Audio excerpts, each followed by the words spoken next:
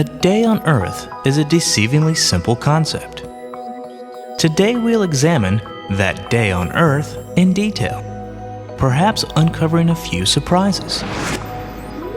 A day is the length of time it takes the Earth to spin 360 degrees on its axis. Or is it 361? Here is a simple model showing the Earth, the Sun, and some background stars. The Earth travels around the Sun in an ellipse, with the Sun at one focus. The model, of course, is not to scale. Let's begin our examination at noon one day. The Sun is directly above the red line. That will be our reference point. Watching from a high vantage point, we see the Earth complete 360 degrees of rotation. But during that time, the Earth has also moved a bit in its orbit. So even after a 360-degree turn, the Sun is not directly above the same point on Earth that it was at the beginning of the spin.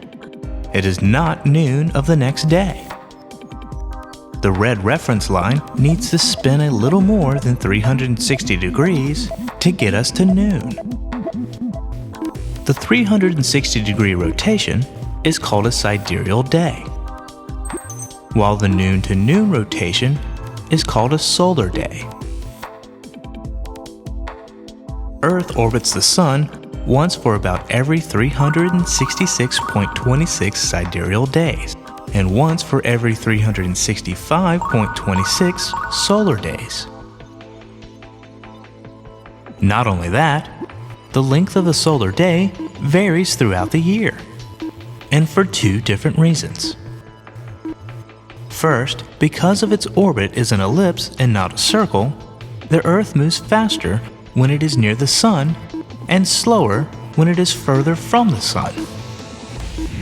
So the little extra amount of rotation that the Earth needs to do to get from noon to noon changes throughout the year.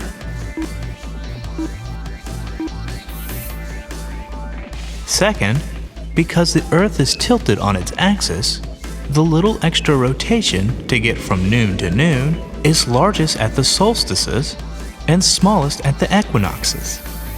So solar days grow progressively longer as we move from the equinox, March and September, to solstice, June and December.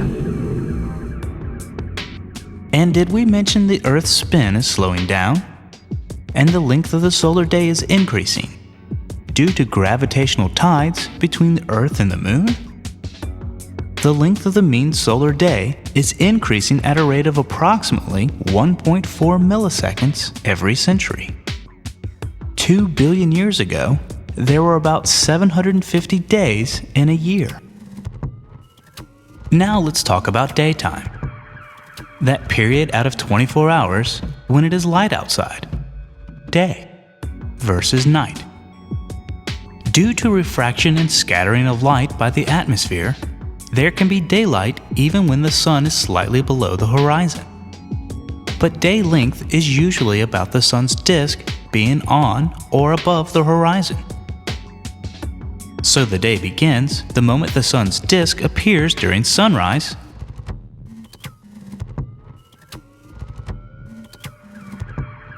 and ends the moment the Sun's disk disappears during sunset. At the equator, daytime and nighttime are equal to within a few minutes. But at distances north and south of the equator, the length of the day varies with the season, with the longest and shortest days being on the solstices.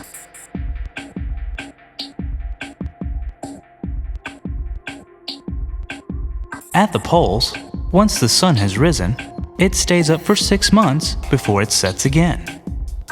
And during the course of each day, it travels in a complete circle around the edge of the sky.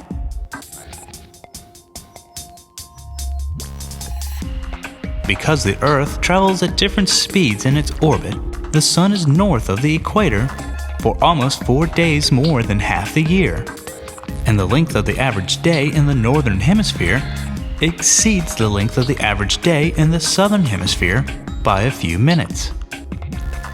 In the northern hemisphere, the Arctic Circle is the southernmost latitude where 24-hour daylight can occur at least one day in a year.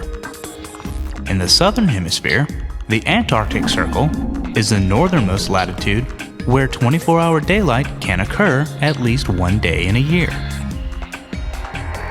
And daylight savings time is like the old man who cut off one end of the blanket and sewed it on the other end to make it longer.